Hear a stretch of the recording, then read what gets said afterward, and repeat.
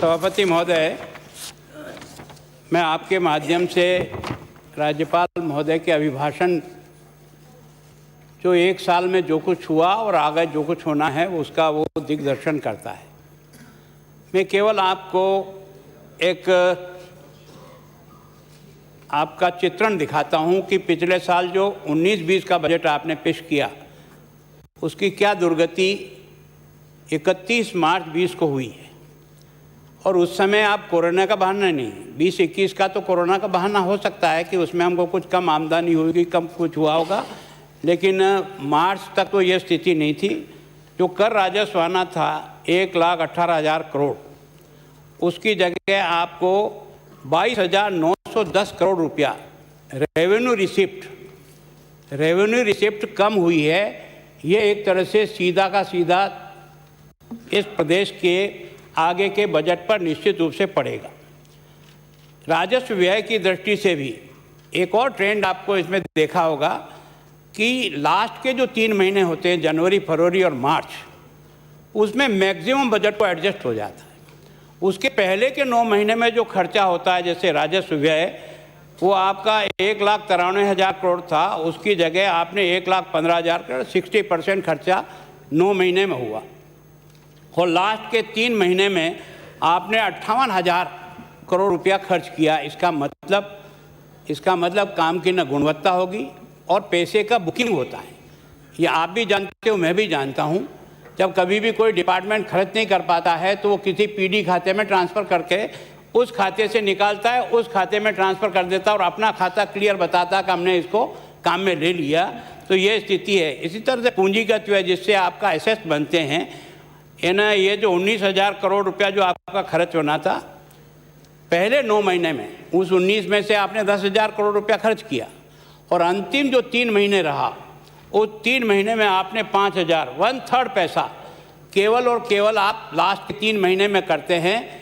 इसको सुधारने की गुंजाइश है, सुधारना चाहिए, इसको कोई न कोई मॉनिटरिंग करना चाहिए, जिसके कारण से। और इसी तरह से जो आर्थिक सेवाओं में है, मैं सोचता हूं कि 57,742 करोड़ का प्रोविज़न रखा था आपने 19-20 में, वो आप पहले 9 महीने में केवल 29,000 करोड़ रुपया खर्च किया, 50% ही खर्चा कर पाए। आर्थिक सेवाएं जो है ना, वो वास्तव में उस गरीब की मदद के लिए होता है, उसका केवल 50% 9 महीने में आपने खर्च किया। और उसके बाद भी लास्ट में आपने 3 महीनों में 22,259 करोड़ रुपया एक साथ। मतलब ये मेरा आपको फिर कहना है कि ये तो अभी बजट के ऊपर जब डिस्कस करेंगे तब डिटेल करेंगे, लेकिन ये पैसा केवल और केवल इधर से इधर ट्रांसफ़र करने का काम होता है। मैं कहता हूँ कि हमने और हमारी पार्टी ने, जब कोविड यहाँ आपने और हमने सबने फेस किया, हमने अंतर्मन से आपको मदद करने के लिए पूरा भरोसा दिलाया। हमारी एक्टिविटीज़ से भी आपको लगा कि हम और हमारी पार्टी के सारे लोग और हमारे सारे संगठन के लोग इस सेवा के भाव में पूरी तन्मयता से लगे हुए थे। चाहे वो किट बांटने से लेकर, चाहे फुटपाथ उसके जूते पहनाने के बारे में सभी दृष्टि से किया। लेकिन दुर्भाग्य कब हुआ और ये घटना क्यों बनी कि जो आप लोगों के एमएलए हैं वो तो अपना नाम लिख करके किट बांटें, और हम जो पैसा देते हैं वो सरकारी अपने अधिकारी हाथ में लेकर के उनको बांटे। ये जो अंतर दिखा, इस अंतर के कारण से अंतर्द्वंद पैदा हुआ। मैं सोचता हूँ इसको कंट्रोल करने की ज़रूरत है। अगर एमएलए लिखना है तो सभी एमएलए लिख दो, नाम मत लिखो। एमएलए फंड के द्वारा हुआ, एमएलए फंड कर जाए। लेकिन मैं गुलाबचंद कटारिया दूँ, उसको तो आपका सरकारी अधिकारी बिना गुलाबचंद के नाम से या बिना एमएलए के करे। और अगर भीम का एमएलए बांटे तो अपना नाम और फोटो भी उसके पीछे छपा करके बांटे। ये दोनों में अंतर तो है। इस कारण से कुछ चीज़ों को हमने जो अच्छी परंपरा शुरू की थी, उस अच्छी परंपरा को हमने कहा। लेकिन जितना आप खुश होते हो ना, जितना धन्यवाद देते हो, उन्हें बहुत अच्छा प्रदर्शन। मैं आपको आपका नक्शा दिखाता हूँ।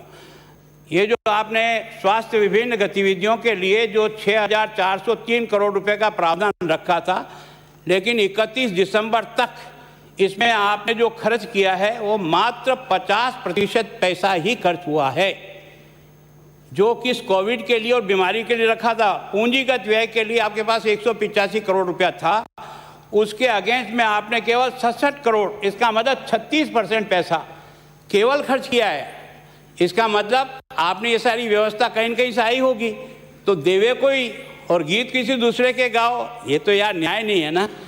आपकी व्यवस्था से तो 36% पैसा ही बता रहा है कि जो आपने खर्च किया है। भामाशाह बीमा योजना के लिए आवंटित आपको जो बजट में अलॉटमेंट हुआ वो 1241 करोड़ रुपया हुआ, और आपने जो भामाशाह योजना में खर्च किया वो केवल और केवल 350 करोड़ रुपया खर्च किया। इसका मतलब केवल 28%। इसका मतलब उस गरीब को जो मदद इस पैसे से मिल सकती थी, पैसा आपके पास था, बजट प्रावधान था, लेकिन आपने उसको रोक दिया और उसके कारण से वो गरीब मरने के लिए मजबूर हुआ कि नहीं हुआ। ये आपके आंकड़े बताएं। मुख्यमंत्री निःशुल्क जांच योजना, बहुत ज़्यादा आप बार बार सब उठ रहे हैं, धन्यवाद धन्यवाद। जो आपने निःशुल्क दवा योजना जब लागू की थी तो मैंने आपकी तारीफ की थी ना यहाँ, कि उस गरीब को अगर ये सुविधा मिलती है तो निश्चित रूप से उसके जीवन में बड़ी खुशहाली और उसको आनंद का अनुभव होता है। लेकिन उसकी क्रियान्विति कितनी होती है उसको कोई देखने वाला है कि नहीं है। ये जो आपकी निःशुल्क जांच योजना के लिए आवंटित बजट था आपको 220 करोड़ रुपया, इसमें से आपने खर्च किया है 11 करोड़ 57 लाख रुपया, केवल और केवल 19%। कितना? केवल 19%। इसका मतलब क्या हुआ कि कोविड की जांच के अलावा बाकी जितने भी लोग मरीज थे, या तो आपके अस्पताल बंद थे, या जांच नहीं हो रही थी, या उन लोगों को उस जगह वो जांच की सुविधा नहीं मिली। ये फिगर इस बात को बताते हैं। राज्यपाल के अभिभाषण में आपने बिंदु संख्या 16 में चिकित्सकों के 2000 पदों की अतिरिक्त पद सृजित करके उनकी नियुक्ति, बहुत अच्छा। लेकिन आपका प्रगति रिपोर्ट ये बताता है कि उसी दिन 2227 चिकित्सक के पद आज भी रिक्त है। आप जिसके लिए अपने आप को धन्यवाद दे रहे हो, बहुत अच्छी बात है, लेकिन इस बार भी देखो कि वास्तव में 31 दिसंबर को 2120 चिकित्सक के पद खाली थे। राज्यपाल के अभिभाषण में आपने 11,000 भर्ती किया नर्सिंग, उसके लिए तो धन्यवाद, बजाओ ताली। लेकिन खाली कितने हैं? 35,000। इसके लिए बजाओ एक ताली। तो उससे अपने को लगेगा कि वास्तव हम काम को बारे में प्रॉपर मॉनिटरिंग कर रहे कि नहीं कर रहे। हमारे पास पैसा होते हुए भी अब आप लोग जितने भी, मैं सोचता हूं कि केंद्र सरकार ने आपको हर प्रकार से इस कोविड की महामारी में सशक्त करने का प्रयास किया, लेकिन आप में से एक बंदा भी ऐसा नहीं निकला, और सरकार ने भी राज्यपाल के अभिभाषण से भी कहलाने का प्रयास नहीं किया कि उन्होंने जो जो मदद की उसके लिए उनका आभार, और आवश्यकता होती है तो उसके लिए और कहें। मैं सोचता हूँ जिस प्रकार का स्वभाव बना है ना, ये यहाँ डिबेट होती है पक्ष और विपक्ष कि गोली से आदमी मर सकता है, नहीं मर सकता है, डिबेट दो तो मैं कह सकता हूँ नहीं मर सकता है, ये होगा, ये तर्क है क्या है। मैं सोचता हूँ इस सदन का उपयोग इस बात के लिए को कमी रही उसको बताओ, और उसका आगे सुधार के रास्ते क्या हो सकते हैं उसका उपयोग करो। पर दुर्भाग्य है, मैं देख रहा हूँ कि आप अपने पक्ष को मजबूत करने के लिए जो जो तर्क दिए जा सकते हैं वो तर्क दे करके उसको जिस प्रकार की ऊंचाई चाहिए वो नहीं।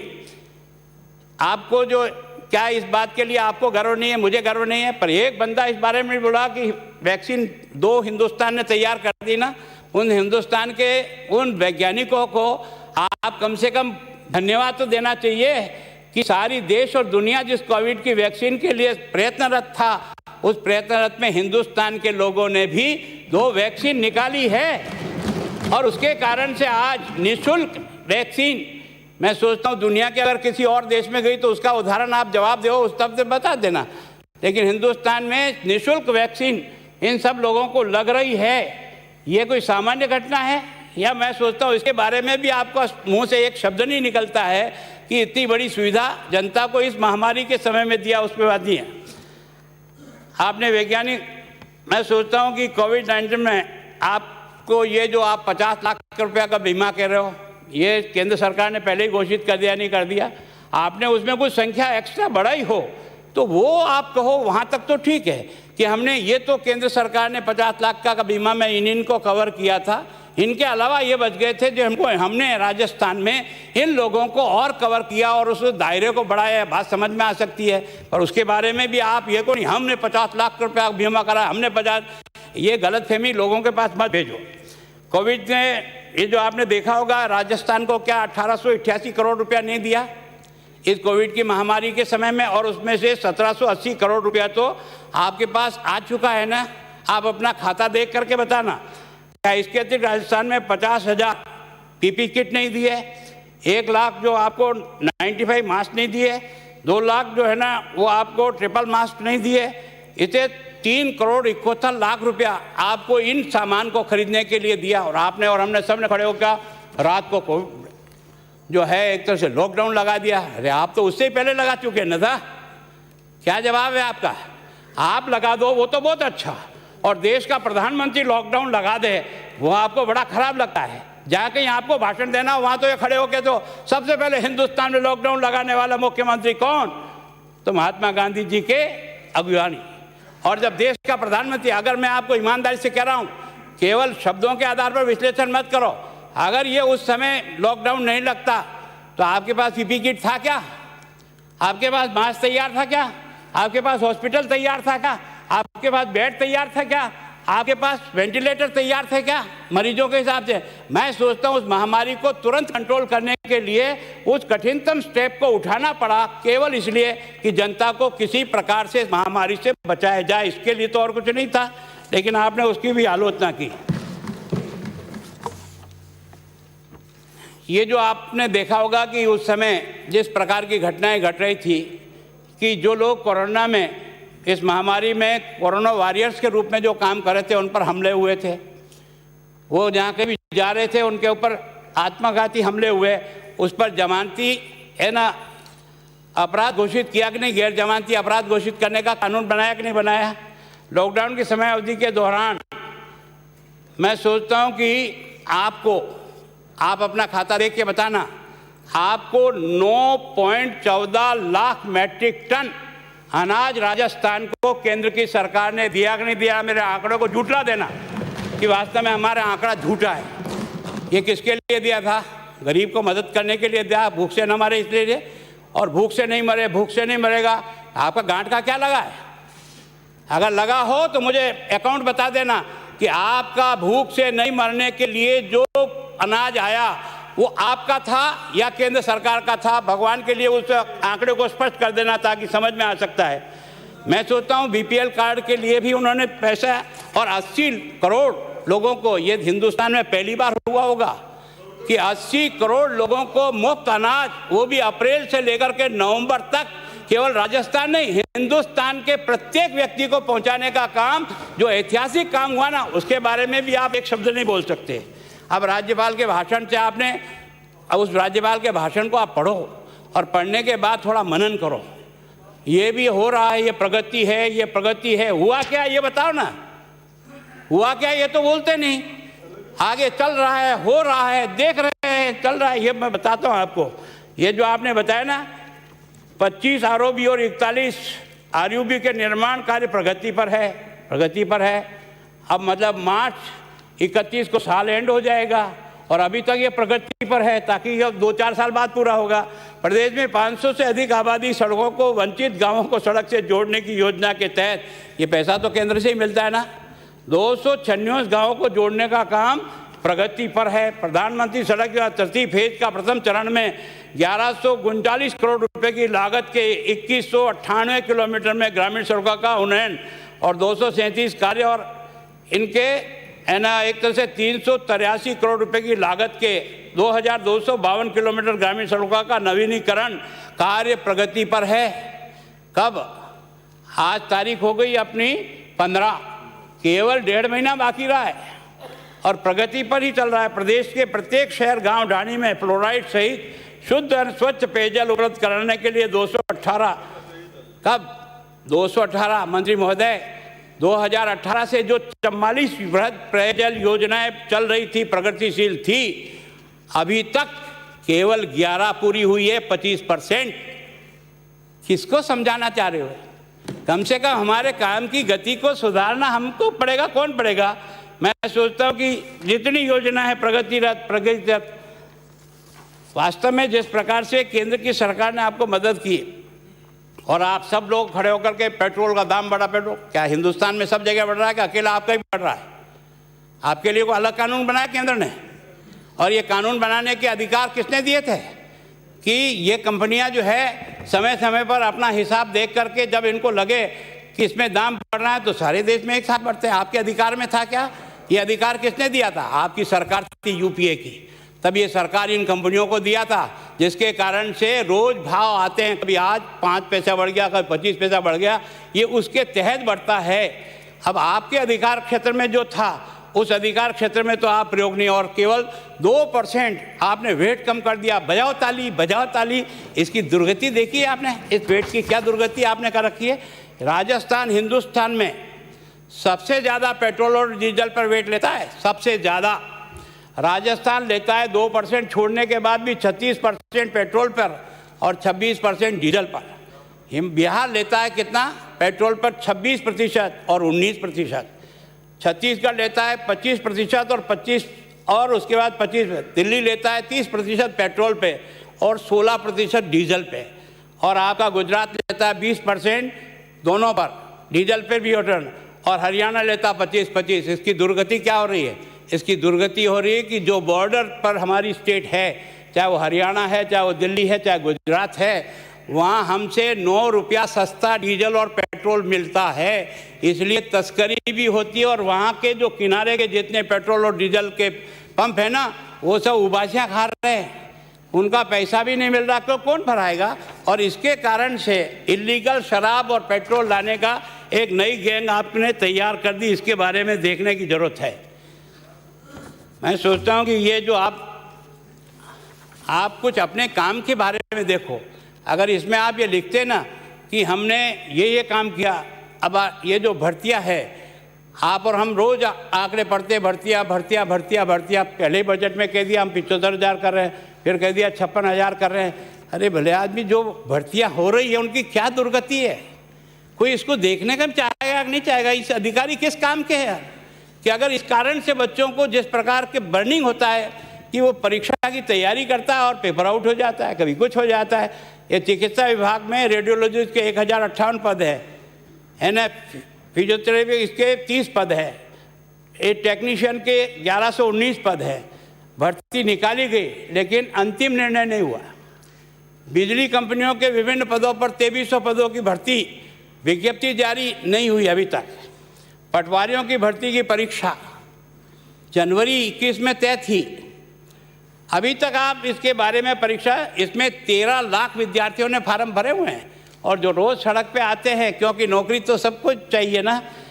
कनिष्ठ अभियंता के 533 पद थे, इसमें 31,000 बच्चों ने इसमें भरा है, लेकिन पेपर लीक हो गया। और उस पेपर लीक होने के बाद वो परीक्षाएं रद्द हो गई। उसका कोई जिम्मेदार नहीं। पेपर लीक हो जाए तो किसी अधिकारी की कोई जिम्मेदारी नहीं है। मतलब कहीं तो एक आध को तो दाग लगाओ कि जिनके कारण से इतना बड़ा स्टेट को नुकसान होता है, और उन बच्चों को जिस प्रकार की बर्निंग होती है मन में। आपका और मेरा बच्चा भी जब परीक्षा देता है ना, तो उसको कितना लगता है। आपने देखा कि पुलिस की भर्ती निकाली आपने 5,400, और एक ही दिन एक ही पेपर हुआ, एक ही दिन एक ही पेपर हुआ, लेकिन आपने मेरिट बना दी जिले के अनुसार। वो हाईकोर्ट गया, रिजल्ट रुक गया। अब ये छोटी छोटी गलतियों के कारण से मैं सोचता हूँ कि जिन बातों में आप समझते हो, ये ना, मेरे यहाँ से मैं जब था तब ये जो दूर संचार की भर्ती निकाली थी 233 लोग, उस पर ऊपर जो है ना लगभग 10,000 अभ्यर्थियों ने अप्लाई कर रखा है। लेकिन 4 साल बाद आपने एक आदेश निकाला, भर्तियाँ रद्द की जाती है। अब आप सोच लो, जिन लोगों ने इसमें अपनी योग्यता रखते थे, उन बच्चों पर क्या गुजरती होगी। जिसको कभी कष्ट हो तो देखना चाहिए वास्तव में। अभी आपने देखा 31,000, शिक्षा मंत्री जी ने बड़ा खुश हुए, 31,000 भर्ती निकाली हमने 3rd ग्रेड की, लेकिन उस पर रोक क्या लगा दी कि इसमें बीएड का विद्यार्थी नहीं बैठ सका। क्यों? अधिक योग्यता करना पाप है क्या? आज दिन तक ऐसा नहीं हुआ, लेकिन उसके कारण से क्या हुआ, हाईकोर्ट ने आपको रिजेक्ट किया। रिजेक्ट करने का नहीं, बीएड वालों को मिलाओ। अब बीएड वालों को मिलाने के कारण से आपकी वापस परीक्षाएं गई अप्रैल में। अगर ये समय पर होता तो ये तकलीफ नहीं आती, लेकिन आप इसको ठीक तरह से, ये जो पूर्व प्राथमिक की जो आपने परीक्षा की 1350 पदों की, इस 50 पदों में से जब इनके डॉक्यूमेंट का वेरिफिकेशन हुआ तो 850 फर्जी डॉक्यूमेंट निकले। ये एक बहुत बड़ा धंधा और गैंग बन गई है राजस्थान में नौकरी पाने के लिए, चाहे वो लाइब्रेरी में हो चाहे किसी में भी हो। बहुत बड़ी तादाद में कोई गैंग काम कर रही है जो इस प्रकार के इन बच्चों को फर्जी सर्टिफिकेट ला करके देती है, और कई तो उस पर नौकरी लग गए। मैं आज विश्लेषण नहीं करना चाहता हूँ, कई आज की तारीख में आपके लगे हुए बड़े बड़े अधिकारी अगर ईमानदारी से उनके डॉक्यूमेंट चेक करो तो फर्जी निकलेगा। क्या इस प्रदेश का दुर्भाग्य नहीं है कि हम इस प्रकार की व्यवस्था को ठीक प्रकार से कर नहीं पा रहे हैं? अब मैं सोचता हूं कि अभी आपने रीट की परीक्षा के बारे में हमने कहा कि यार महावीर जयंती है, 2 दिन पहले कर लो यार, कम से कम हमारे इतने बच्चे जो है ना परेशान होंगे। और इतने स्कूल और कॉलेज हमारे भी समाज के द्वारा चलते हैं, वहाँ भी वो सारा का सारा स्टाफ, क्योंकि सेंटर है तो उनको जाना ही पड़ेगा, 100% उनको काम देखना ही पड़ेगा।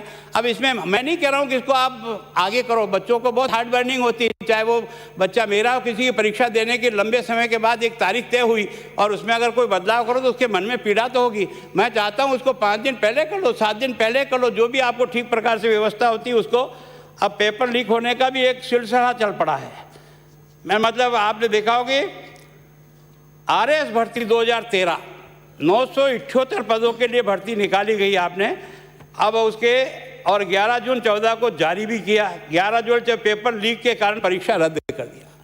अब मैं सोचता हूँ कि इस स्तर की परीक्षाएं भी अगर पेपर लीक होने के कारण हो जाए और उसमें से किसी को सजा नहीं मिले, किसी को दाग नहीं लगे कि ये पेपर लीक हुआ कैसे, आखिर कौन जिम्मेदार इसका?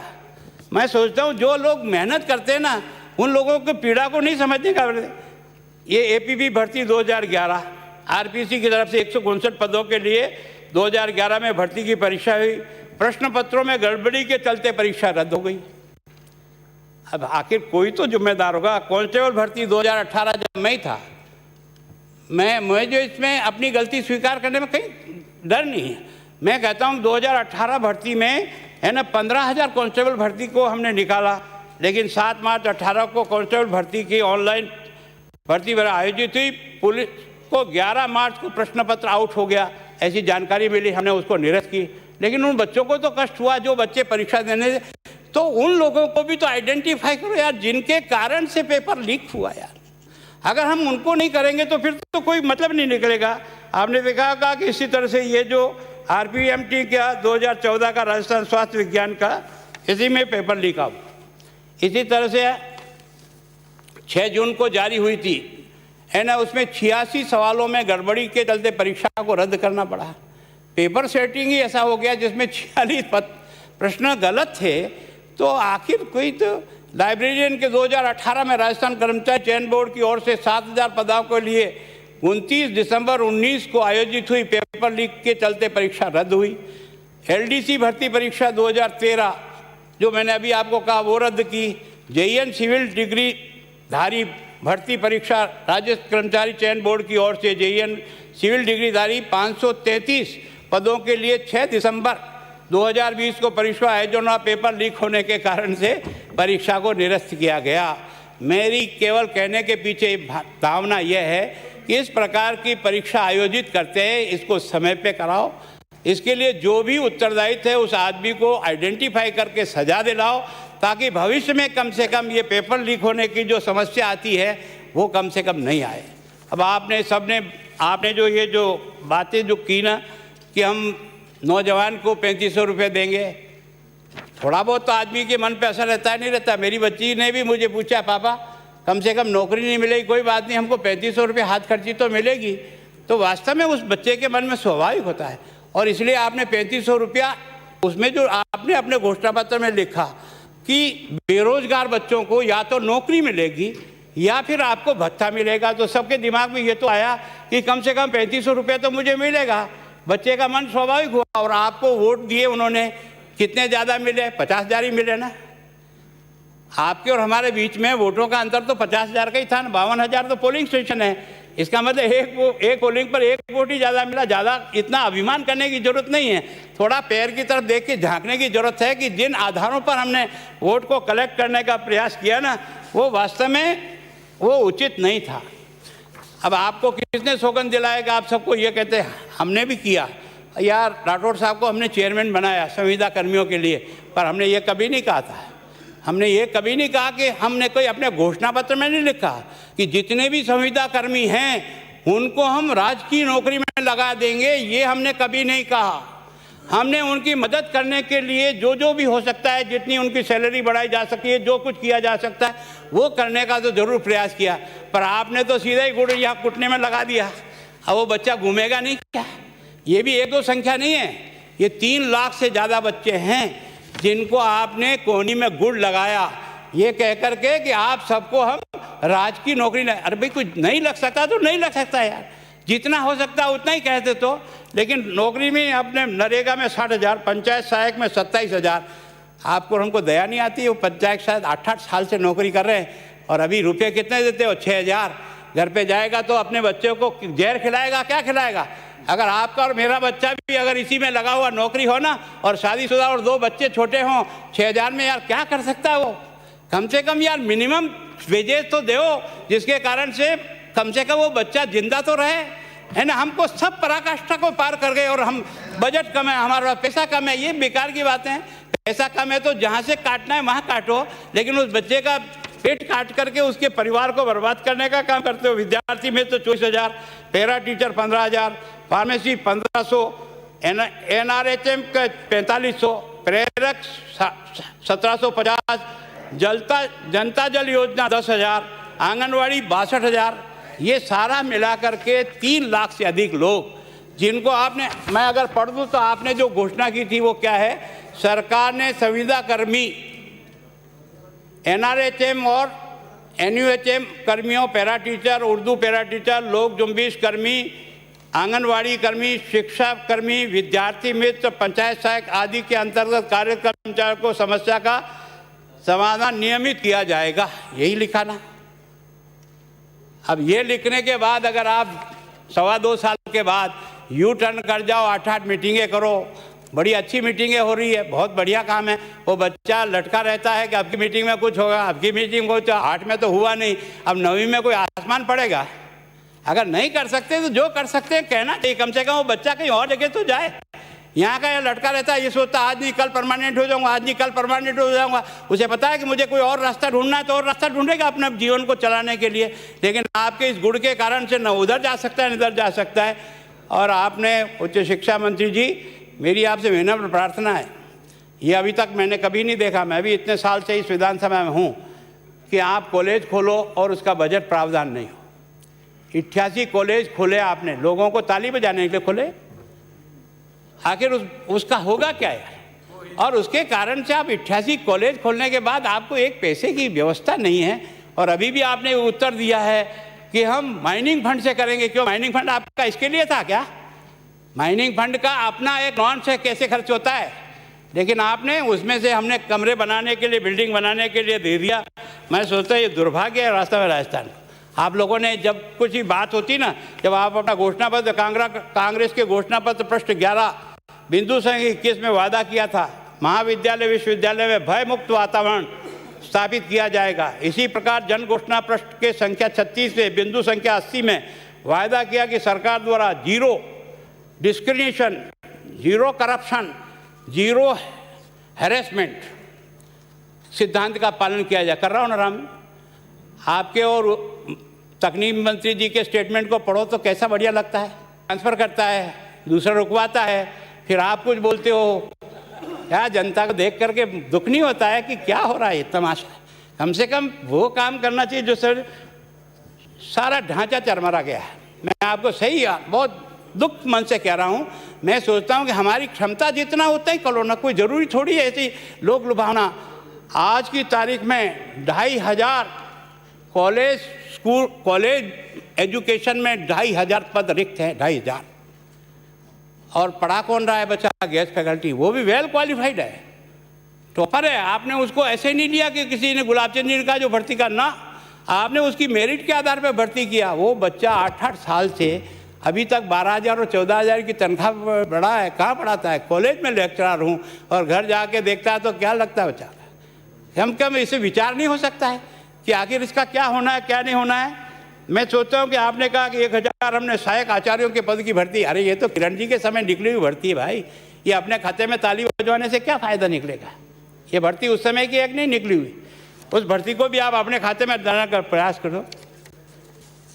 अब विश्वविद्यालय जैसे आपका सीकर है, अलवर है, भरतपुर है, बांसवाड़ा, अभी तक खुलने के बाद एक टीचर की भर्ती नहीं हुई। सिंगल, कितनी सिंगल यूनिवर्सिटी चल रही है, एक अध्यापक की भर्ती नहीं हुई।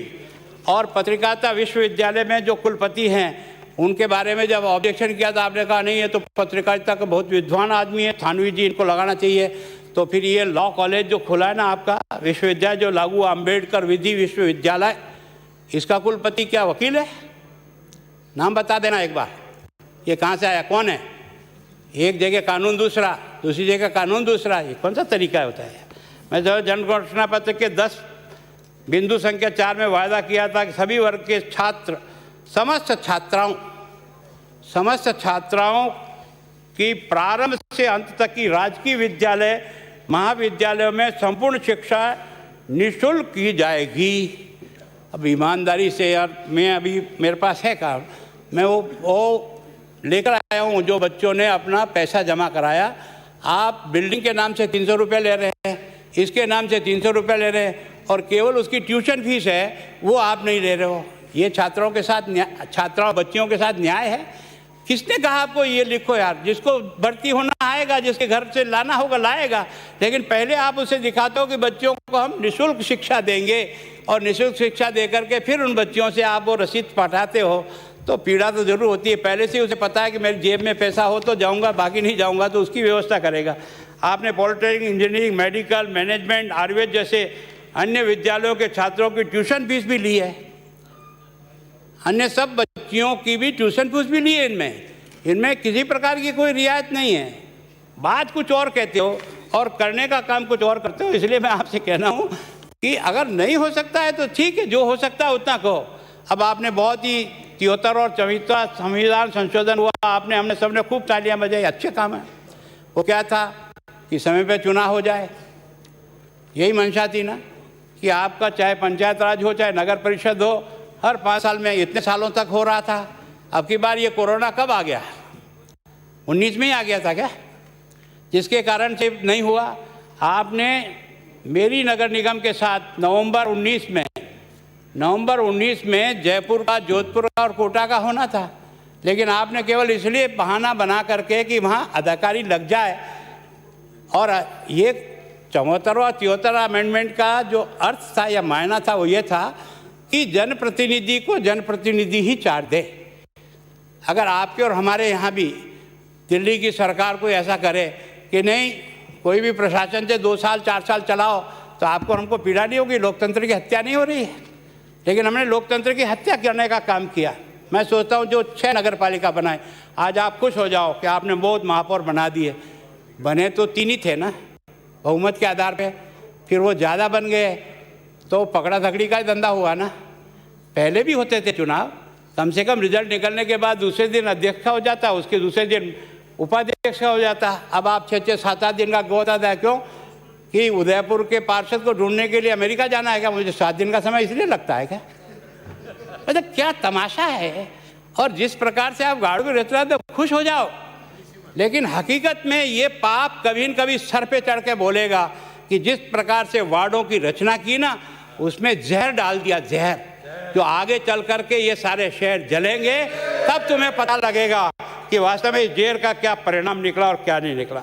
अब आपने कब चुनाव कराने थे और कब चुनाव करा रहे हो? मैं सोचता हूँ कि अगस्त का महीना सबके लिए ड्यू था, 129 नगर पालिकाओं का अगस्त का महीने में ड्यू था, और उस अगस्त के महीने में आपने प्रशासक लगा करके उनको आगे पहुँचाया। 4 चुनाव करे। हमारी इस विधानसभा में आने के 2.25 साल में 1 साल तो केवल चुनाव और आचार संहिता में निकल गया। चुनाव और आचार संहिता में सरपंच कभी बनेगा तो अलग बनेगा, फिर सरपंच के बाद जिला परिषद और पंचायत समिति बनेगी, अलग बनेगी। क्या कारण है भाई? इतने सालों तक अपन सब साथ कर रहे थे, ऐसा क्या तूफान हो रहा था कि सरपंच तो चुन लेगी, गांव की जनता वोट डाल जाएगी, और अगर जिला परिषद का वोट डालना आएगा तो कोरोना हो जाएगा। इस कारण से ही चेंज किया ना उनको। मैं सोचता हूँ हम लोगों का सोच और काम करने का तौर तरीका इतना है कि मैं सोचता हूँ कि आपने 13 दिसंबर के दिन इन 50 नगर पालिकाओं का चुनाव कर दिया, वही 7 दिन का समय दे करके। अब उस समय आपके कितने लोग आए? 15 का बहुमत आया 50 में से, अगर मुझे सही याद रहा तो। 50 में से आपने बना दिए कितने? क्यों? क्या एक करता है, सरकार का कोई लेना देना नहीं होता इसमें, ये आप भी जानते हो। वो 7 दिन दे या 10 दिन दे, ये उसका काम होता है। इलेक्शन कमीशन ही शेड्यूल तय करता है, सरकार नहीं तय करती। किस बात पे हंस रहे हैं? और बिल्कुल ही। मैं भी जानता हूं कि सरकार की रिकमेंडेशन पे ही होता है, बिना सरकार की रिकमेंडेशन जी के। आप खुद रहे हैं, election commission is autonomous body, government can give direction, government can not give direction. Election commission अपने विवेक से ही इलेक्शन का शेड्यूल करती है, और इलेक्शन कमीशन ने ये शेड्यूल बनाया है। मैं समझता हूँ कि इस ये तो आप खुद मंत्री रहे, समझते होंगे कि भाई इलेक्शन कमीशन का काम है, सरकार का काम नहीं है। मैं सोचता हूं कि इलेक्शन कमीशन को भी इस लोकतंत्र की सबसे बड़ी संस्था की जिम्मेदारी है। अगर इलेक्शन कमीशन भी इस तरह से एक चुनाव के जगह 4 चुनाव कराए तो क्या हम रोक नहीं सकते? तो फिर यहाँ काहे को आते हैं जनता के प्रतिनिधि के नाते? हम यहाँ कानून बनाए, क्या बात करते हैं? आपने क्यों नहीं उठाया इस बात को? अगर आप ये गलत समझ रहे थे कि साहब इलेक्शन कमीशन को इतना टाइम नहीं देना चाहिए था, तो आपको उठाना चाहिए था ये बात। आप काहे के लिए बैठे हो? अपन तो आप क्या थे भैया, हम लोगों ने जिस स्तर पे भी आपके वार्डों के पुनर्गठन और इस चुनाव को लेकर के जहाँ जहाँ जाना था सब जगह गए, कोई ऐसी जगह नहीं जो हमने छोड़ी, लेकिन किसी ने भी इसको नहीं माना। अगर आप इसको अच्छा समझते हो तो 7 दिन के बजाय 15 दिन कर लो, ताकि और माल खरीदने में सुविधा रहे। चलो करो, कोई बात नहीं, हमें क्या लेना है। तो टाइम नहीं देना चाहिए था, लेकिन क्या करें, इलेक्शन कमीशन खुद स्वतंत्र है तय करने के लिए। आपकी सरकार के टाइम पर नॉमिनेशन वाह नहीं है, हम सब लेजिस्लेटर बनाते हैं, हम कानून बनाने वाले हम हैं। हमने कानून बनाया कि इलेक्शन कमीशन इंडिपेंडेंट है, उसके बाद सरकार की कोई भूमिका नहीं। Please appreciate it. ये बात सही है कि जो कटारे जी कह रहे हैं, उस कारण आज राजस्थान में स्थिति बन गई, अलग अलग चुनाव हो रहे हैं और तकलीफ है, ये बात सही है, पर सरकार का कोई भूमिका नहीं होती है। It is total prerogative of election commission as per the constitution, they are autonomous and independent, that we have to appreciate it. हम इधर बैठे हैं चाहे इधर बैठे हैं, हमें ये बात समझनी पड़ेगी कि हमने ये अधिकार दिए हैं, उस अधिकार के कारण ये स्थिति बनी है, ये दुर्भाग्यपूर्ण है। इलेक्शन कमीशन को अधिकार भी हमने दिए ना, तो लेने का अधिकार हमारा नहीं है। नहीं है कानून बना- आप पटेल जी, कॉन्स्टिट्यूशन में अमेंडमेंट करने का जो प्रोविजन है, उस कॉन्स्टिट्यूशन के प्रोविजन को हम एडर करेंगे तभी तो कर पाएंगे। जब तक हम नहीं करेंगे तब तक इलेक्शन कमीशन जो करेगा उसको मान करना पड़ेगा। मैं सोचता हूं कि आखिर हमको इस समस्या के बारे में गंभीरता से विचार करना चाहिए कि 73 और 74वां अमेंडमेंट करने को धूली में डालने का अधिकार उनको नहीं होना चाहिए, और न सरकार को होना चाहिए रिकमेंडेशन करे कि यहाँ प्रशासक लगा दो। क्यों लगा दो? कानून है तो कानून के हिसाब से चलो, जिसका बनना होगा जो बन जाएगा। सरपंच बनता है तो जिला परिषद ही बन जाएगी। अलग अलग करने का औचित्य समझ में तो आना चाहिए। और जो 50 नगर, पहले आपने 50 नगर पालिका का चुनाव किया, बहुमत 15 में आया था ना, 36 में बोर्ड बना लिया, ये अपनी सफलता है? या ये जो 7 दिन की गैप का तमाशा है कि नहीं है? अब ये 50, मैं ज़्यादा नहीं बोलता हूँ, कम बोलता हूँ। मैं जानता हूँ इस 50 चुनाव में 14 लाख के वोटर ही थे, 14 लाख ही थे, ज़्यादा थे। 14 लाख वोटर में और 1775 वार्डों का चुनाव हुआ तक नहीं इन 50 में, उसमें आपको 619 सीटें मिली कि नहीं मिली? ये 35% है कि नहीं है? 35% लोग आपको पार्षद जिताए और 65% आपको हराए। लगाओ टीप पे ठपठपा कि हमने बहुत बढ़िया कीर्तिमान कही। लगाओ कोई बात नहीं। अभी 90 नहीं, अभी पार्लियामेंट में कौन सा 60% में आप सरकार बना लेते हो, और यहाँ जो 2-3 बार सरकार आपने बनाई हुई, क्या 60% में बनाई थी क्या? वही 33, 34, 35% पे सरकार बन जाती है। मैं आपको 1775 वार्ड इसलिए गुना रहा हूँ। माननीय सदस्य कुछ संसदीय परंपराओं का निर्वहन कर रहे हैं, उन्होंने यील्ड नहीं किया है, वो बोल रहे हैं इन्होंने यील्ड अब किया है, मैं खड़ा हुआ इसलिए यील्ड किया, वो बोल रहे हैं। लीडर ऑफ अपोजिशन बोले प्लीज डोंट इंटरवीन ना, परमिशन मैं दूंगा, ये थोड़ी देंगे, परमिशन तो मैं दूंगा भाई, तो फिर आपको बोलना प्लीज गोविंद जी। अभी आपने नगर पालिका 90 का चुनाव किया, पहले ये 2276 कुछ वार्ड थे, आपने इनको तोड़ करके 3035 वार्ड बनाए।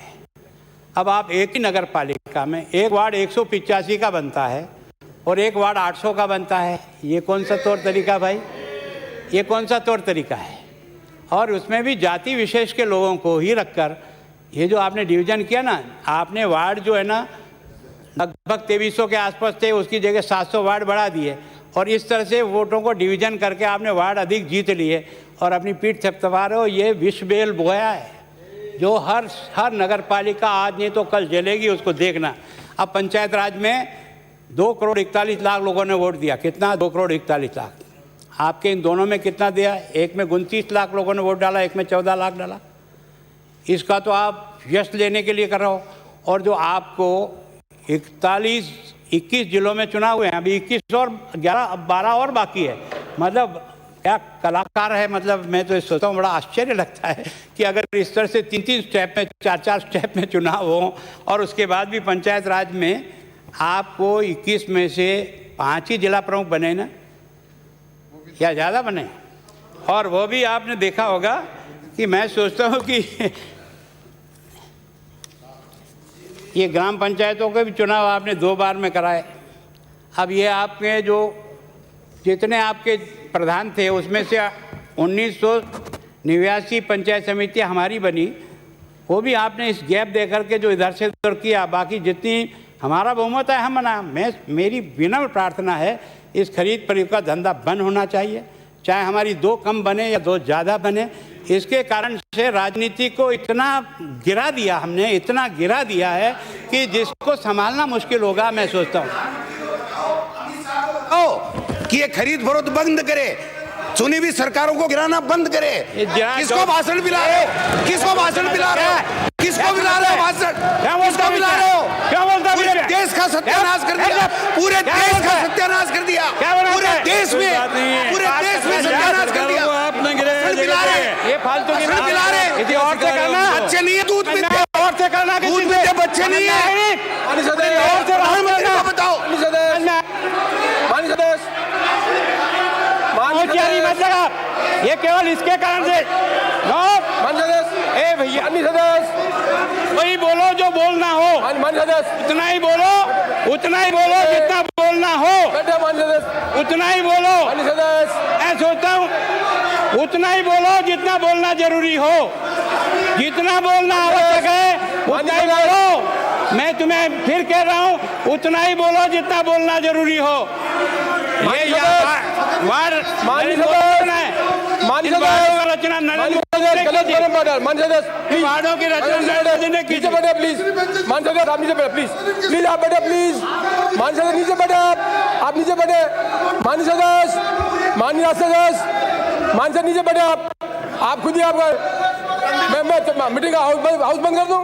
हाउस आप बैठे ना, आप मैं हाउस नीचे बैठे, प्लीज नीचे बैठे, नीचे बैठे, मैं हाउस एडजॉर्न कर दूं? ये अधिकार मेरे को दिया है, आपको नहीं दिया अधिकार। कर दो नहीं कर दो, अर्जुन भुजंगर जी आपको नहीं दिया है।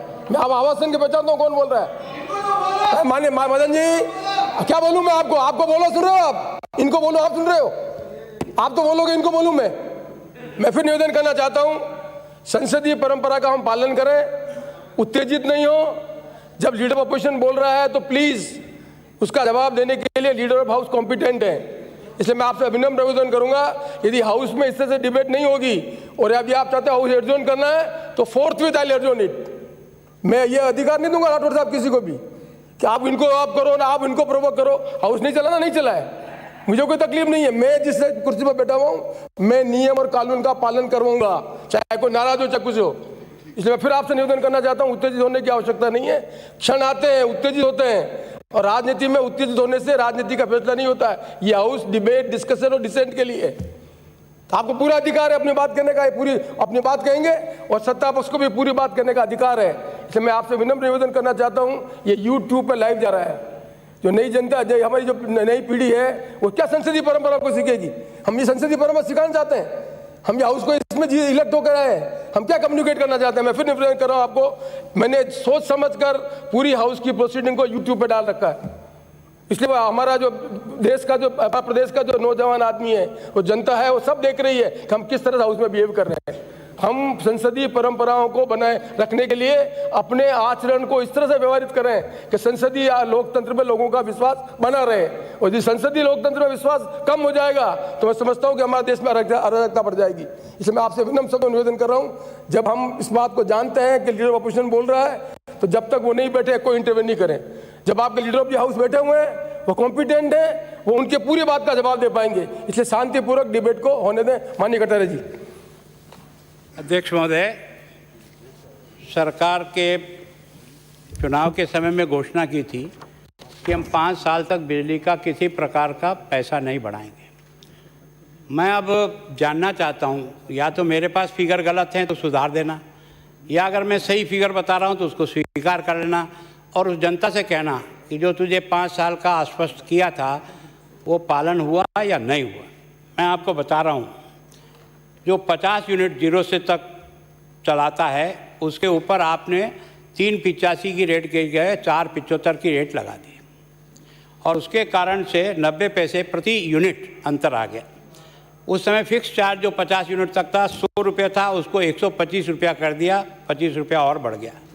ऐसा करके 65 रुपया प्रति यूनिट आपने इसमें से बढ़ा दिया। इसी प्रकार से आपने विद्युत शुल्क 40 पैसा, संरक्षण उपकर 15 पैसा, नगरीय उपकर 10 पैसा, फ्यूल चार्ज वर्तमान में 55 पैसे, ये सब मिला करके आपने ये जो चार्ज किया 1 रुपया 20 पैसा प्रति यूनिट। इसका मतलब सीधा ही जो आदमी अपने घर में 1 लट्टू जलाता है उसको भी 60 रुपया अतिरिक्त देना है महीने से। मैंने इसका कैलकुलेशन किया, जो 50 यूनिट जलाता है, जो कंज्यूमर केवल 50 यूनिट, उसका सालाना बिल बनेगा 4,350 रुपया। मैं सोचता हूँ क्या वो गरीब दे पाएगा? और इसके कारण से भी कई बार वो इलीगल रास्ते अपनाता है और उसके कारण से उसका मन होता है कि मैं किसी तरह से इससे भी बच जाऊँ और बिजली चली रहे। ये जो 51 से लेकर के जो 150 यूनिट है उसका बिल आएगा सालाना 14,940 रुपया। फिर उसके बाद सामान्यतः अपने सबके घर में 150 से लेकर के 300 यूनिट तक आते ही हैं। हमारा जो बिल आएगा वो 37,740 रुपया आएगा। मैं सोचता हूँ जो एक छोटी मोटा काम करता है, कैसे भी करके परिवार चलाता है, क्या वो इस बिल को दे पाएगा?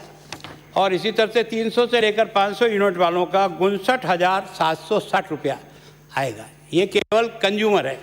इसी तरह से आपने देखा होगा किसान का भी पैसा आपने बढ़ाया है ना, उसके भी कई प्रकार के चार्जेस लगा के। मैं ये समझ नहीं पाया मुख्यमंत्री जी, आपसे निवेदन करता हूँ कि आखिर इसके बारे में किसी को सोचना चाहिए कि जो बिजली हम 4 रुपया 15 पैसा से लेकर 4 रुपया 80 पैसे में खरीदते हैं, राजस्थान की बिजली की जो खरीदने की रेट है वो 4 रुपया 15 पैसा से लेकर 4 रुपया 80 पैसे तक है और हम वसूल करते हैं उपभोक्ता से 8 रुपये से लेकर 12 रुपया प्रति यूनिट। अब भी उसके बाद भी घाटा होता है तो कहीं न कहीं सिस्टम में खराबी है। मैं सोचता हूँ इतना तो कोई भी प्राइवेट आदमी भी अगर कमाई करे ना तो वो भी नहीं कर सकता है। जो 4 रुपये 15 पैसे से लेकर 4 रुपया और 80 पैसे में खरीदते हैं उसको हम छोटे से छोटे कंज्यूमर को 8 से लेकर 12 रुपया प्रति यूनिट बेचते हैं और उसके बाद भी दीवालदास हो जाते हैं। तो कहीं न कहीं सोचने की आवश्यकता है। मैं सोचता हूँ हिंदुस्तान में सबसे ज़्यादा अगर बिजली का दाम किसी का है वो हमारा राजस्थान का है, उस प्रांत का जो अपनी आवश्यकता की 96% बिजली पैदा करता है और आने वाले 2 साल में हम सरप्लस बिजली पैदा करने की स्थिति में आ जाएंगे। उस राज्य की यह स्थिति है। हरियाणा में 6 रुपया 29 पैसा, दिल्ली में 6 रुपया 32 पैसा, गुजरात में 6 रुपया 82 पैसा, मध्य प्रदेश में 7 रुपया 5 पैसा, पंजाब में 7 रुपया 72 पैसा और राजस्थान में ये जो मैंने छोटा कैलकुलेशन जो छोटे कंज्यूमर का निकला उसका आता है 13 रुपया 31 पैसा। उस कंज्यूमर का जिसकी कैपेसिटी 150 यूनिट तक जलाने की, उसको ये लग रहा हमारा फिक्स चार्ज वो सब जोड़ करके। तो मैं सोचता हूँ इससे तो वास्तव में और इसके बारे में सोचना चाहिए कि आखिर हमने ये जो इतनी कंपनियां जो बनाई है, जुलाई शायद 2000 में बनाई, ये सोच के बनाई, ये तर्क से बनाई थी कि हम ये कंपनियां इसलिए बना रहे हैं ताकि इन सब कमियों को निकालते हुए राजस्थान का बिजली का तंत्र अच्छा बनेगा। लेकिन ये तो डुबाने वाली संस्थाएं बन गई। अब आप हमसे कहेंगे कि आपने कर दिया। हमने जब आपको 2008 में जब हमारी सरकार गई थी और आपको दिया था, उस समय बिजली बोर्ड 15,000 के कर्जे में था। आपने जब वापस हमको सुपुर्द किया तब आपने 80,000 करोड़ कर दिया। हालत ये हो गई कि रोजाना कर्जे का पैसा चुकाना के लिए, ब्याज चुकाने के लिए फिर कर्जा लेना पड़ करके इन संस्थाओं को जिंदा रखा। और इसके कारण से केंद्र सरकार से आग्रह करके वसुंधरा जी ने उदय योजना का लाभ लेते हुए केंद्र सरकार से मदद ली और 60,000 करोड़ रुपया हमने उसके खाते में जमा कराया। उस समय 20,000 रह गए। आज मेरा आप जवाब दो तब देना। आज ये फिर से आपकी कंपनियां 80,000 करोड़ रुपए के घाटे में चली गई है। 80,000 करोड़ रुपए के घाटे में चली गई है। अब इसके बारे में किसी न किसी को मैं सोचता हूं कि, और ये शायद ये घाटा 1 लाख भी पहुंच जाए तो आश्चर्य नहीं होगा। 1 लाख करोड़ रुपए का घाटा इस बिजली कंपनियों का फिर से पहुंच जाएगा। थोड़ा सा इनको संभालना पड़े, ये बड़े बड़े हाथी, और नीचे के लोगों को नौकरियों से बाहर निकालते चले यार। पोस्टें खाली पड़ी है, कोई संभालने वाला नहीं है, और आप सिस्टम को कोलैप्स कर रहे हो। इसके बारे में ज़रूर आप विचार करना। मैं अभी आप नाराज़ होंगे, और नाराज़ नहीं, मैं आप सब विनम्र प्रार्थना करता हूँ, पक्ष और विपक्ष सब साथियों से। मैं सोचता हूँ इस देश के महापुरुष केवल यही एक परिवार तो नहीं हुआ है, और भी तो लोगों ने है जिन्होंने कुछ किया है इस देश के लिए। अगर उनके नाम से भी किसी संस्था का नाम हो जाए तो क्या बुरा लगता है। लेकिन मैंने जो सारा चार्ट देखा ना, तो मुझे दिमाग चकरा गया कि मैं सोचता हूँ हम केवल व्यक्ति पूजा में लग गए। हमने उनके आदर्शों की पूजा नहीं की, उनके मान सम्मान की पूजा नहीं की, उनके त्याग की पूजा नहीं की, उनके देश के प्रति समर्पण की पूजा नहीं की। हमने तो केवल और केवल व्यक्ति पूजा में लगे। नाम 7 इंदिरा गांधी के नाम, 4 जवाहरलाल जी के नाम, फिर हवाई अड्डे बने हुए हैं 5, उसमें 2 राजीव गांधी जी के नाम, 2 इंदिरा जी के नाम। विश्वविद्यालय जो बने हुए हैं 102, उस 102 में से 55 राजीव गांधी के नाम से, 23 इंदिरा जी से और 24 नेहरू जी के। राजीव गांधी बहुत बड़े आदमी थे, देश के संघर्ष में उनका बड़ा योगदान रहा। नाना जी का रहा, उसको मानने में कोई एतराज नहीं। लेकिन मैं सोचता हूँ ये व्यक्ति पूजा की ओर इंगित कर रहा है देश को। इसके बारे में समझने की जरूरत पड़ेगी। व्यक्ति पूजा मत करो, उसके काम की और उसके समर्पण की पूजा करो, तो आने वाली पीढ़ी तैयार होगी। बाकी केवल और केवल इन नेताओं के पीछे भागने वाली फौज बन जाएगी जो देश का ध्यान नहीं रखेगी, केवल अपना स्वार्थ सिद्ध करेगी। इसको समझने का प्रयास करो, है ना। जितने पुरस्कार आपने 50 पुरस्कार घोषित कर रखे हैं, उसमें 17 राजीव जी के नाम से, 22 इंदिरा जी के नाम से और 11 जवाहरलाल जी के 50। छात्र और स्कॉलरशिप जो आपने निकाल रखी है 16, उसमें से 10 राजीव जी के नाम से, 1 इंदिरा जी के नाम से और जवाहरलाल जी के नाम से। राष्ट्रीय उद्यान, अभ्यारण्य और संग्रहालय 15, उसमें 4 राजीव जी के नाम से, 7 इंदिरा जी के नाम से और 4 जवाहरलाल जी के। अस्पताल और चिकित्सालय संस्थान ये 40 का है। अस्पताल इसमें 15 राजीव जी के नाम से, 15 इंदिरा जी के नाम से और 10 जवाहरलाल जी के।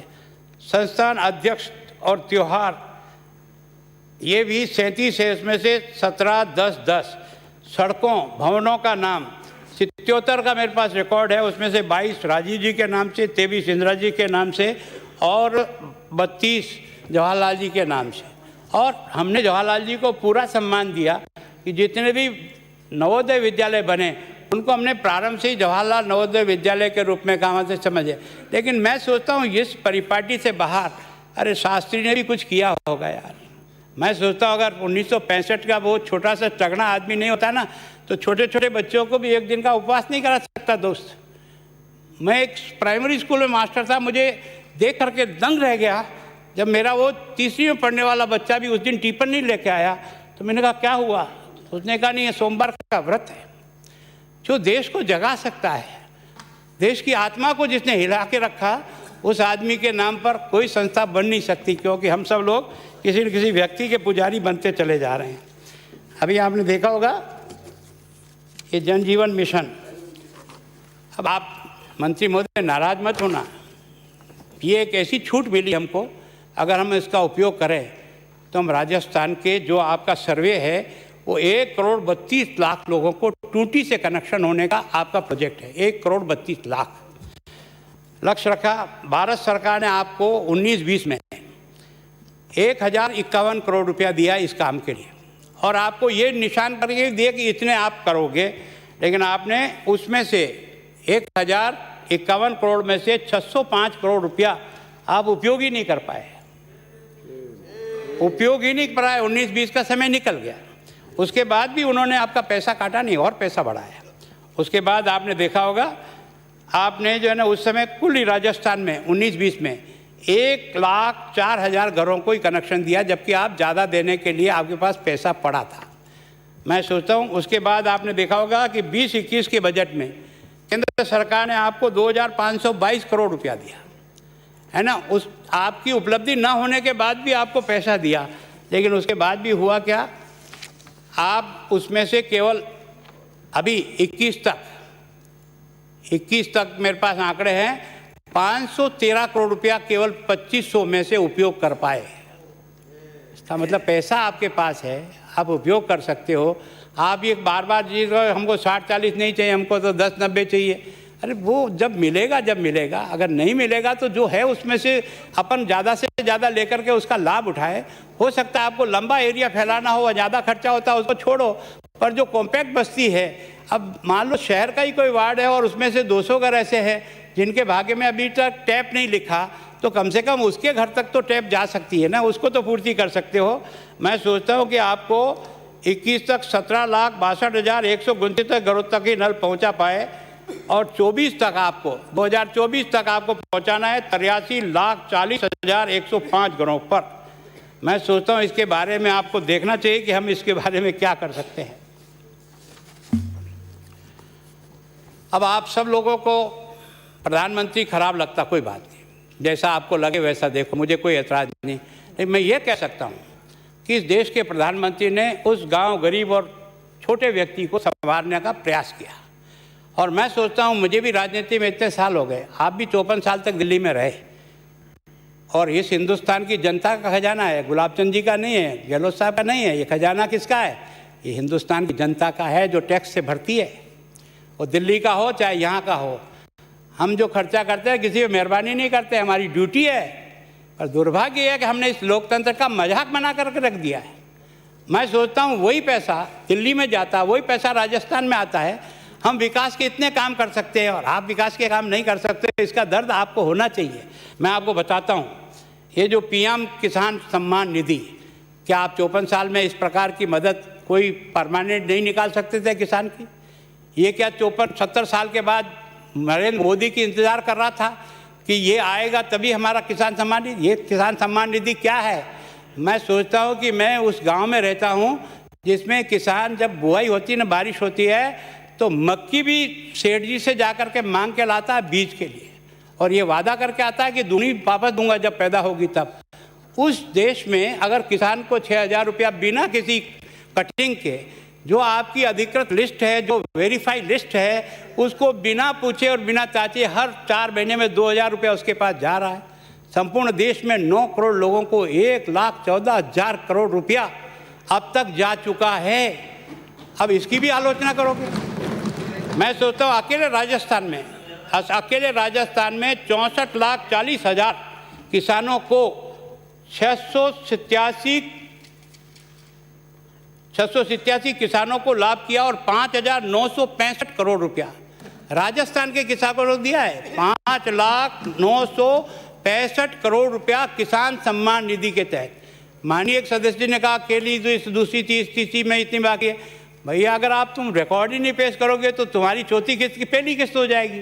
जिसकी पहली है उसकी पहली रहेगी। अगर आप अपना रिकॉर्ड ही सबमिट नहीं करते हो, ऑनलाइन पेमेंट है, तो इसमें तो हमारी गलती है। अगर हम ऑनलाइन पेमेंट लेना चाहते हैं तो कम से कम रिकॉर्ड तो सही बनाएं। जिस नरेगा के आप पीठ थपथपार और नरेगा आपका क्या लेना देना उससे? राम धर्म से बोलता है, जवाब दे देना कि नरेगा में आपका पैसा कितना है। जिस पैसे के आधार पे आप बार बार अपनी तारीफ के पुल बांधते जा रहे हो, ये नरेगा केंद्र सरकार की मनमोहन जी उस समय जो योजना प्रारंभ हुई थी, उस योजना के तहत गरीब आदमी को रोजगार मिले, इसके लिए योजना बनाई। और इस योजना में इस मद में आपको 5,354 करोड़ रुपया मिला कि नहीं मिला? मिला।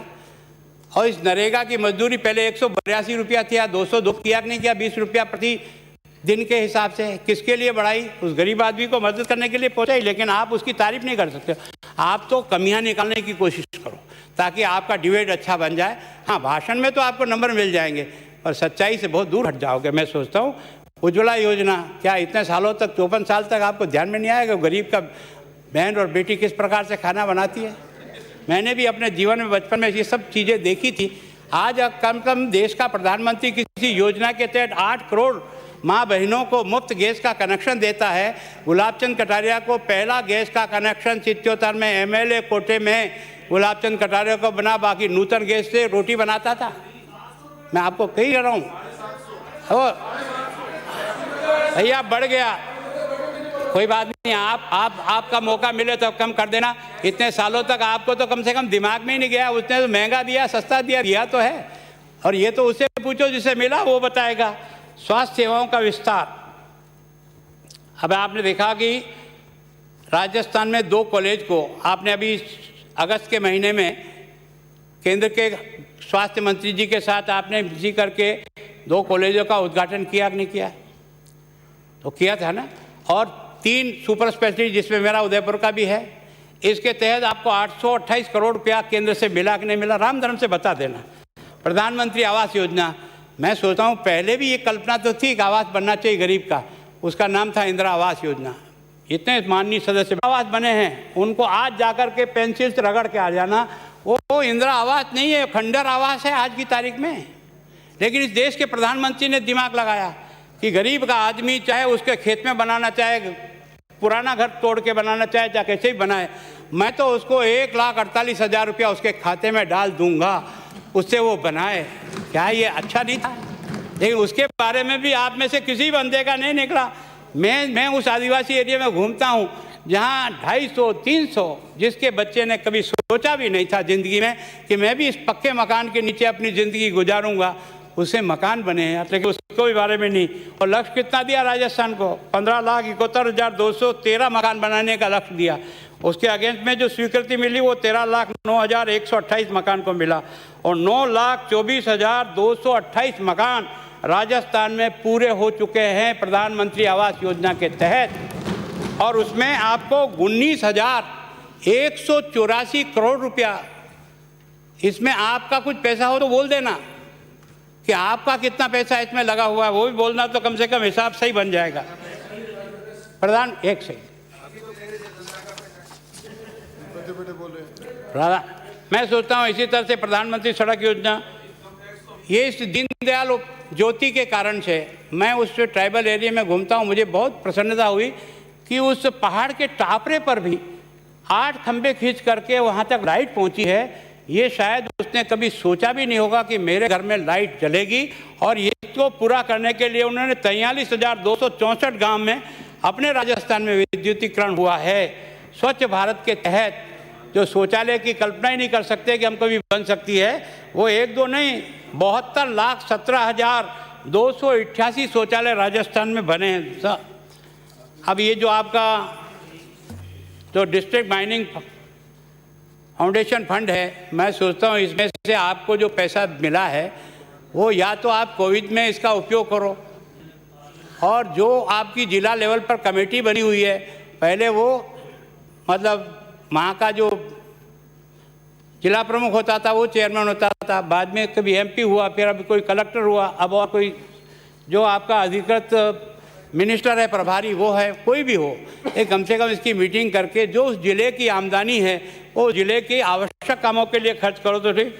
और ये फसल बीमा योजना, आप लोगों ने 54 साल तक राज किया, लेकिन आपने कभी इस बारे में दिमाग नहीं लगाया कि ये किसान बर्बाद हो रहा है इस कारण से कि इसकी आए दिन फसल कभी नष्ट होती, कभी कुछ होती है। अटल बिहारी वाजपेयी ने इसको शुरू किया, प्रधानमंत्री जी ने इसमें चेंजेज किए, और केवल 1.5 पैसा और 2 पैसा है ना रबी और खबी में डाल करके आपको कवर करने का 4% राज्य सरकार मिलाती है, 4% केंद्र सरकार मिलाती है, वो किसान सुरक्षित हुआ। और उसमें भी लोगों की थी कि नहीं इसको अनिवार्य नहीं करो, तो आपको ये भी कर दिया कि इसकी अनिवार्यता नहीं है, जो इसमें कराना चाहे तो वो इसमें से कराए। और आपको सुन के आश्चर्य होगा, रबी 2019 में रबी फसल के अंदर राजस्थान के 41.78 लाख हेक्टेयर क्षेत्र में और 40 लाख किसानों को 18,596 करोड़ रुपया है ना रबी की फसल में मिला है। और इस खरीफ की फसल में राजस्थान के 26 लाख किसानों को 46,431 करोड़ रुपया इस फसल योजना के तहत मिला। मैं सोचता हूँ कि इसी तरह से कैंप आयुष्मान भारत के बारे में हम आपको बार बार आग्रह कर रहे थे। अब आपने 30 तारीख को महात्मा गांधी का दिन है, बहुत अच्छी बात है, हम भी उनका स्वागत है, लेकिन ये 2 साल इंतज़ार क्यों की? अगर आपने भामाशाह को बंद किया या स्लो डाउन किया या उस पर पैसा देना बंद किया तो कम से कम ये केंद्र की आयुष्मान योजना थी, इसका लाभ लेकर के तो अपने यहाँ के गरीब आदमी को जो उनकी सीमा में आता है, आपने कुछ सीमा बढ़ाई होगी, कुछ और लोगों को उस योजना के तहत जोड़ करके 1 करोड़ 10 लाख किया होगा। पहले शायद 59 लाख लोग ही हमारी सूची में कवर हो रहे थे। कोई बात नहीं, आपने अच्छा काम किया, उसकी हम भी तारीफ करेंगे, लेकिन उसके कारण से आपने राष्ट्रीय राजमार्ग की दृष्टि से अभी मैं जो अध्यक्ष महोदय मैं बहुत मन से देश के प्रधानमंत्री को इस बात के लिए धन्यवाद देता हूँ। 40 साल में राजनीति में हूँ, लेकिन इस भ्रष्टाचार को समाप्त करने का राजीव गांधी ने उदयपुर की गांधी ग्राउंड में भाषण दिया था, उसमें मैं उपस्थित था कि हम केंद्र से 100 रुपया भेजते हैं, उस गरीब तक जाते जाते 15 रुपये रह जाते हैं, 85 रुपया बीच में लोग कटिंग कर जाते हैं। लेकिन इस देश के प्रधानमंत्री ने जब लाल किले से घोषणा की खाते खोलो, तब हमारे समझ में नहीं आया क्यों करता आग्रह, लेकिन इसने ये 38 करोड़ खाते खुलाने के बाद अब उस गरीब का हर पैसा सीधा उसके खाते में जाता है, कोई कटिंग नहीं मार सकता है। इस भ्रष्टाचारी राक्षस को समाप्त करने का अगर सबसे मजबूत पायदान कोई है तो ये जनधन खाते हैं, जिसके कारण से आप और मैं आपदा राहत मंत्री रहा हूँ। मंत्री जी, मैंने स्वयं ने आपदा राहत का इतना पैसा बांटा, लेकिन मैं जब जैसलमेर और बाड़मेर में किसानों को पैसा देना तो पैसा लेने वाला ही नहीं था आपका पैसा लेने, क्योंकि वो फर्जी खाते तैयार कर रखे थे। अब आपने ऑनलाइन किया तो फर्जी खाते सब निकल गए, तो उसके कारण से एक ऐसा आमूल परिवर्तन इसी तरह से रेल प्रोजेक्ट में मिला है। मैं आज उस बात पर आना चाहता हूँ जिस किसान कानून के बारे में आपका इतना ज़बरदस्त विरोध है। मैं कृपा करके आपसे ये पूछना चाहता हूँ कि भाई इस किसान को मदद करने के लिए हम लोगों ने भी तो कुछ किया होगा।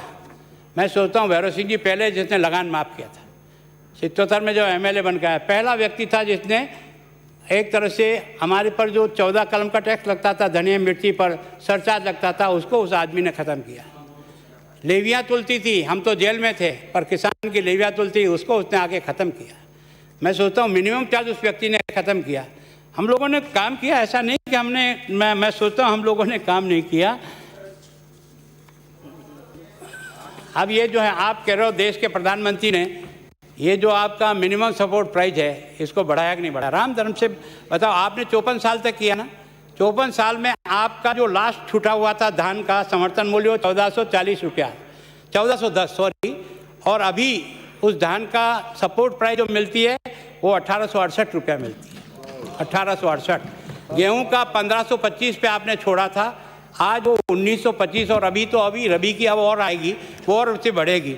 मूंगफली जो है ना आप 4030 में खरीदते थे, आज की तारीख में 5225 रुपया समर्थन मूल्य पर खरीद हो रही है। सोयाबीन 2600 रुपये में मिलती थी, आज 3880 रुपये मिलती है। चना जो आपका 3500 रुपया था, आज 4875 रुपया मिलता है। इसका मतलब देश के प्रधानमंत्री ने इस किसान को बढ़ाने का काम किया। अब आपकी जो स्थिति है वो थोड़ी सी बताता हूँ, कर्जे में बहुत तेज़ी से आगे जा रहे हैं। इस कर्जे की स्थिति को संभालने के लिए विशेष प्रयत्न करना। पहली तिमाही में आपका 18,000 का एक तरह से घाटा था, फिर छः महीने के अंदर आपका 33,000 हो गया।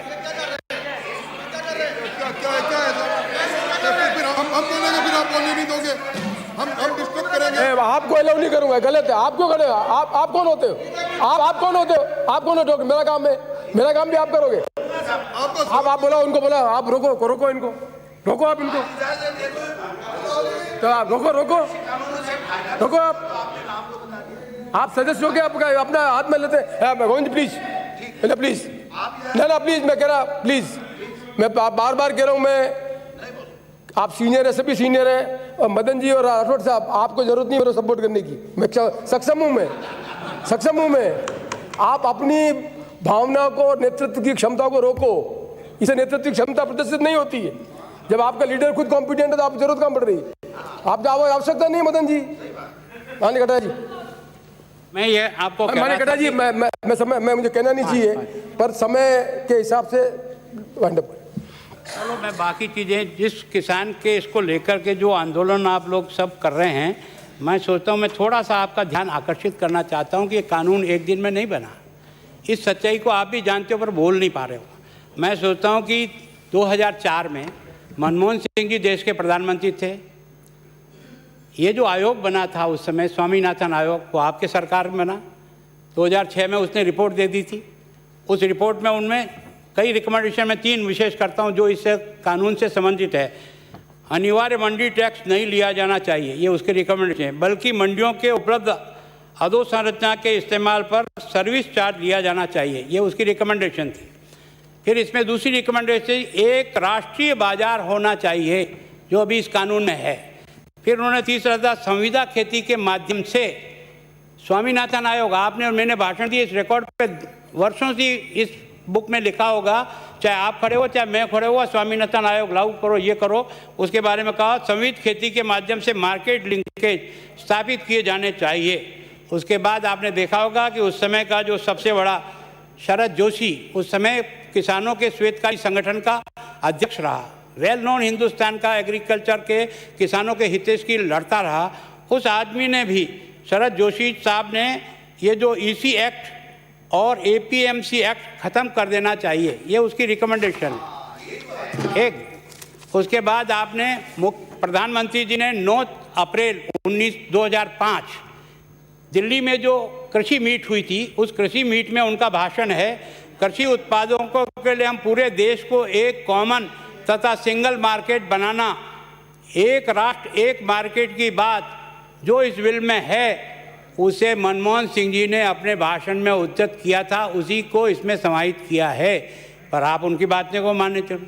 2007 में जो यूपीए बनी थी उस समय भी आपने संविदा खेती के पक्षपाती रहे। कई राज्यों को आपने पत्र लिख करके, शरद पवार जी ने पत्र लिख करके संविदा खेती के लिए कई राज्यों को इंसिडेट किया। ये जो महाराष्ट्र में 2006 में कानून उसी में बना, हरियाणा में बना 2004 में, और इसी तरह से 19 राज्यों में बना। और यह जो आपका पंजाब है, तमिलनाडु है, उड़ीसा है, ये संविदा के तहत आज भी खेती होती है कि नहीं होती है, मुझे जिस समय जवाब दो उस समय आप दे देना। पंजाब विधानसभा में 17 का घोषणा पत्र में आपने इसको माना। 19 में आपके कांग्रेस के घोषणा पत्र के पेज नंबर 17 पर क्रमांक 11 में और क्रमांक 21 में यही रिकमेंडेशन है या नहीं है? है। मैं आपके घोषणा पत्र से लाया हूँ, मेरे घर से नहीं बनाया।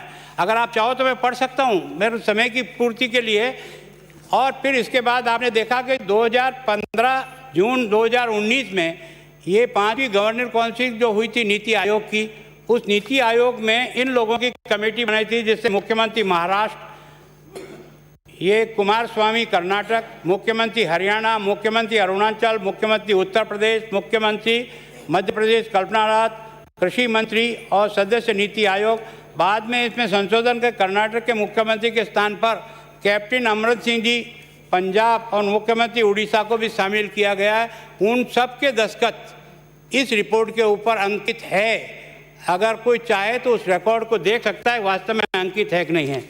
मैं सोचता हूं कि और भी, पर एक विषय जो मैं विशेष रूप से विनम्रता से निवेदन करना चाहता हूं, पता नहीं अगली बार हम आएंगे कि नहीं आएंगे, कह नहीं सकते, लेकिन मेरे बहुत दुखी मन से इस सदन को जिस ढंग से गिरावट आ रही है उसके बारे में, चाहे पक्ष हो चाहे विपक्ष हो, हम सबको इस पर बहुत संतोष से विचार करना चाहिए। है ना, ये जनता हमको और आपको उसके हित की रक्षा के लिए भेजती है। अगर आप सरकार चलाते हो तो खजाने की चाबी मुनीम के रूप में आपको देते हैं, ठीक ढंग से हिसाब रखना। हम लोगों का काम है कि अगर उसमें कोई कमी खामी होती है उसको निकालना। लेकिन उस व्यक्ति ने जिसने आपको और मुझे भेजा, क्या ईमानदारी से हम इस पिछले कई सालों से मैं देख रहा हूँ, कोई आता है कोई नहीं आता है, कोई 2 घंटे आता है, साल में 30 दिन तो कुल ही चलता है। और उस 30 दिन में से भी हमारी उपस्थिति अगर कोई अंकित करे तो आपको और मेरे को दुख नहीं होगा यार। जिस जनता ने आपको इसी काम के लिए भेजा है उस जनता के प्रति आप न्याय करो। मुख्यमंत्री जी, मैं आपसे क्षमा चाहते हुए आपका भी इस सदन में बैठने का जो क्रम है ना और क्रमांक है वो बढ़ाओ आप, क्योंकि आपके बैठे रहने से सदन की गरिमा भी बढ़ती है और डिबेट का भी कुछ मानस बनता है। मैं सोचता हूँ इससे ज़्यादा ज़रूरी काम एक लोकतंत्र के पहरी के लिए नहीं हो सकता है जिसको सदन के बारे में चिंता करनी चाहिए। मैं सोचता हूँ आपकी उपस्थिति मात्र से हर विषय को ठीक प्रकार से और ठीक स्थान पे जाएगा। मुझे बहुत दुख है कि पिछले इतने समय से ये जो गैलरी में बैठे हैं ना, आज आप बोलोगे इसलिए सुनने आए हैं, हम बोलते हैं तो एक भी आदमी नहीं, इन दीवारों को सुनाते हैं या कुर्सी को सुनाते हैं। क्या दशा है। मैं सोचता हूँ अगर ये परिपाटी डाली तो भविष्य में आने वाली पीढ़ी हमको माफ़ नहीं करेगी। मैं सोचता हूँ कि हम कौन किस दल से आता है वो अपनी जगह रखने की है, लेकिन कम से कम जिस जनता ने आपको और मुझे उसकी हिफाजत के लिए भेजा है और जिसने अपने मन से आपको खजाने की चाबी दी है, उसकी देखभाल ठीक प्रकार से हो। और आपके ये अधिकारी जितने भी, अभी तो समय नहीं है, बाकी तो मैं आप बताऊँ कुछ काम करना ही नहीं चाहते। क्या काम करें, आउटपुट क्या है, कौन देखता है इसको? साल में कोई इनका विश्लेषण करता है कि वहाँ सेक्रेटरी रहने के बाद इतने कागज और इतनी पेंडिंग फाइलें पड़ी हुई है, कौन देखता है? कोई नहीं देखने कुछ है। मैं सोचता हूँ इस बारे में सीरियसली विचार करना चाहिए और राजस्थान की 7 करोड़ जनता को विश्वास दिलाना चाहिए कि हमारे चुने हुए प्रतिनिधि हमारी हिफाजत के लिए, हमारे बहबूदी के लिए, हमारे विकास के लिए है। इस बात का ध्यान रखें। धन्यवाद। माननीय अध्यक्ष महोदय, मैं प्रस्ताव करता